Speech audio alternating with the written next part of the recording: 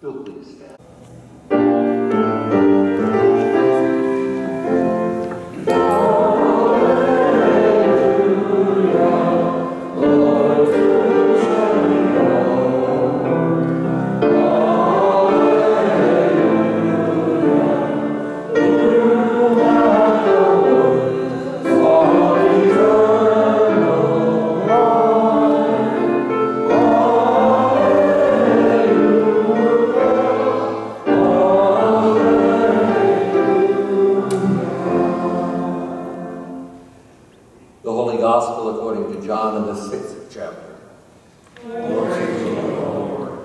Jesus went to the other side of the Sea of Galilee, also called the Sea of Tiberias.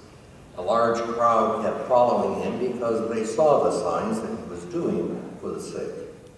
And Jesus went up to the mountain and he sat down there with his disciples. Now, the Passover, the festival of the Jews, was near. And when he looked up, he saw a large crowd coming toward him. Jesus said to Philip, "Where are we to buy bread for these people to eat?" He said this to test him, for he himself knew what he was going to do. And Philip answered him, 6 months' wages would not buy enough bread for each of them to get a little.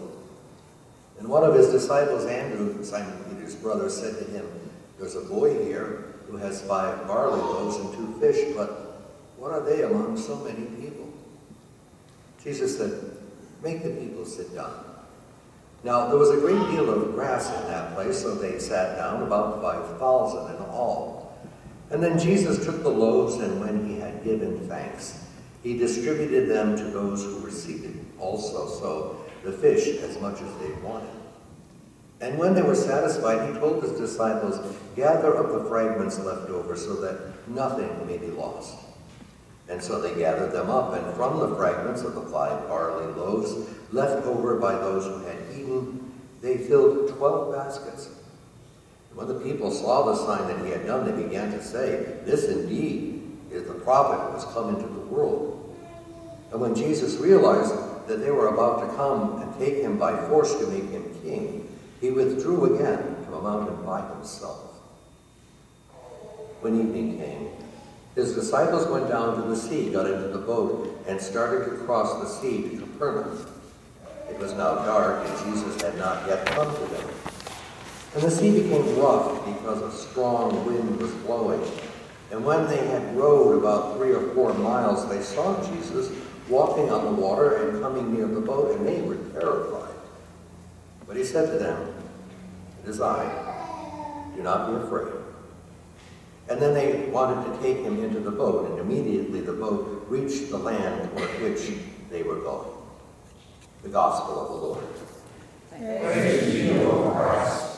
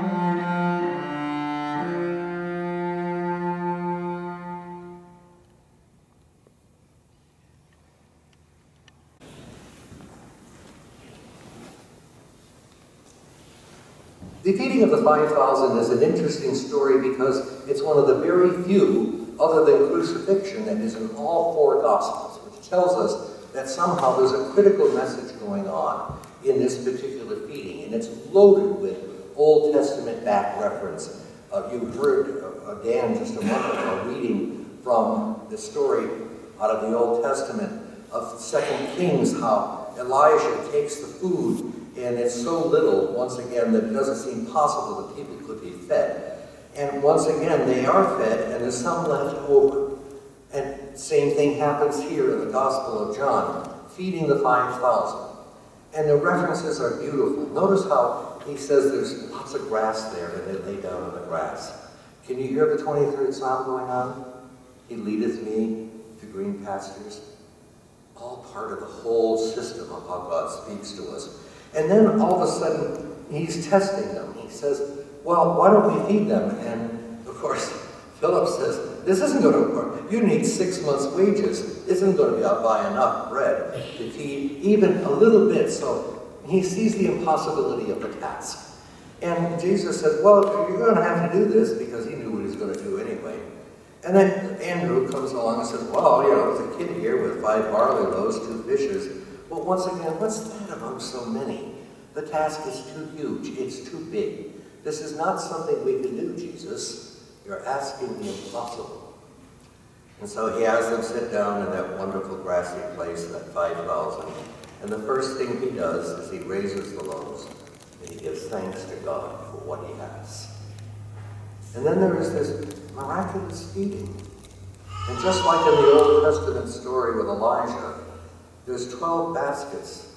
Jesus says, gather them up. Nothing should ever be lost. They shouldn't waste. And then suddenly the people said, wow, you know what we ought to do with you? We ought to make you king. And when Jesus sees this, he gets out of there as fast as he can. He goes away, again, by himself. We are undertaking something here in this church that basically everybody said it sounds like a good idea to us. As I announced in the beginning, the gathering of at least 40 people, if we can get them from you folks on a Saturday morning, to gather and to make what seems like the impossible, 10,000 lunches. And when you hear those numbers, you say, what are we? We're so few among so many in need. Can we really do this? And there has to be something within ourselves that looks upon this story and says, well, but we're not miracle workers. We're not Jesus, so we can't do what Jesus did. So we begin to think maybe we've asked ourselves to do too much. But the reality is, of course, that what we have to do first is to go away to a quiet place like Jesus brings his disciples so that he can sit down and speak to them. And I think that is exactly what we're doing this morning. It is like the old hymn that says, let us steal away to Jesus. And so we do. We come here on a Sunday morning and we hear the words and we hear the admonitions, and before us are put certain challenges, and we ponder the fact of what do we do with all of these words. I think it's good, for example, that we now have Crisp the pig, because it is the beginning phase of showing our children what it is to be compassionate. And it doesn't take more than change, you see, because that's all they have right now in their lives, is the small change that they can get their hands on. But if they can be taught to be generous with those small amounts, then they can grow up to be children who, when they are handed larger amounts of money, do not take it all to themselves, but deposit it somewhere where they know it will give food to those who need it so badly. I think that's the whole teaching facet of what we do, to start them young, to let them be compassionate. I think sometimes when we are faced with a text like this, we say, yeah, but that was back then. Yeah, but that was Jesus. Yeah, but that was the miracle.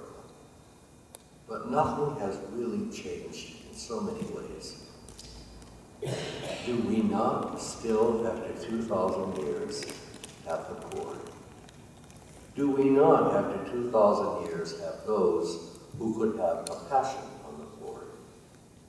Do we not, after all 2,000 years, hear this particular Gospel of John speak to us in some shape or form that says to us, are you those people? Remember, Jesus blessed the bread, and then he distributed to those who were seated, but it was the disciples who gathered everything up, and from that point on, it was they who did the distribution. It wasn't Jesus anymore. And this is called empowerment. And empowerment is what we all have when we hear gospels like this. And it's sometimes a very scary thing, empowerment is. When I was in seminary, I got the kind of honor of being a teaching assistant in systematic theology. And I thought, oh yeah, I love this. I beat everybody else up. And it was even better when they said, oh, by the way, you're going to get paid. Yes. Money. I had no idea what I got myself into. And I think Leslie will attest to the day after day doing of that teaching assistant job of staying at 3 in the morning, all of a sudden realizing that when you're empowered, there's an awful lot that's being asked. To sit in front of a group of freshmen at seminary and say, am I doing this right? Am I teaching it right? Empowerment carries with it an awful lot of burden. And I think sometimes when we look at this, we say, what a burden it is when you say we're empowered. But the reality is, you have to keep your eye on the prize, don't you? You have to be able to say, is this possible? And instead of saying no, you simply say yes and you move on from there. And that is called living the Christian life. That there is something about Jesus that constantly says yes, despite what goes on in the world. That you are the people who say yes. You are the people who stop by in the Good Samaritan story, not to walk by, but to pick up and bind the wounds. We are the people who are called to say, there is more to us than our house that we own. There is more to us than the clothes in our closet. There's more to us than the car we drive. There's more to us than any of that stuff speaks. We are people who speak beyond all of that stuff. We are people who have a different story to tell. We are not part of the great consumer legion of people that simply says, I got to get it for myself. But it's not always easy. I would have hoped that the kids could have remembered that it was 20 cents for lunch, but I'm not surprised that they didn't, because it has to be said over and over again. It has to become part of their very being, that they have a responsibility that goes beyond where they live, where they go to school, what education they will have. All of that stuff comes and it goes. Just look at pictures of yourself if you're old enough, what clothes you wore in 1970. Yeah, Ed is smiling. Remember the bell-bottoms then? Yeah. Yeah, didn't they? I mean, when you look at them now, aren't they ridiculous? But there's something that transcends all of those various changes, and you find it in the gospel here. It's going to be preached 100 years from now, 1,000 years from now. Nothing will change. Guaranteed, 1,000 years from now, you will always have the poor. And who will be those people to feed them will depend not only on what they hear, but by the loyalty of generations like us that say, we will teach it to our children, and they will teach it to theirs. And it will go on and on and on, because as Jesus said, the poor you will always have with you. It's just the way the world seems to be built. So, it's yes time. Yeah, we can do this. There's nothing that's going to hold us back. Nothing. And so all of a sudden this text that seems to be a miracle so far away becomes a reality. And when on the 13th, when we come back here to bring back Sunday school and our teaching, all of a sudden those words, when we wear those goldenrod t-shirts, God's work, our hands, becomes a reality, because the day before we will have taken that word and we will translate it into the works of our hands. And our hands will say yes, not no, to what we are called to do in this text this morning. so that other people may find green grass that no longer brings them worry, but also brings them the hope that somehow somebody not only heard the word, because it's not quite enough. There are those who hear it and those who do it. And the wonderful thing is, see, all of those little ones, those people, will have no idea who fed them. But God will. And that is the glory of living that secret life with Christ. That we are those people who are called to do those things. Yeah, it can't get better than this. And the glory of having done that is the glory of saying yes to the world instead of no. Because people who go to bed hungry, children who go to bed hungry, are going to wonder if God really is good. And maybe it will be mentioned that some church somewhere in Richmond put all this stuff together for you. And maybe in time they can put it together and say, that's how it works, doesn't it? Yeah. They hear the word, and then they do it. Wow. And then, like Jesus, they go away to a quiet place that they call St. Luke on Sunday morning. And they pray to the God that says, come, you too lie down in green pastures. I will feed you this morning with the bread of my life. I will give you the drink of my very being. So that just as you fed them today, right now, in a few moments, so I also shall feed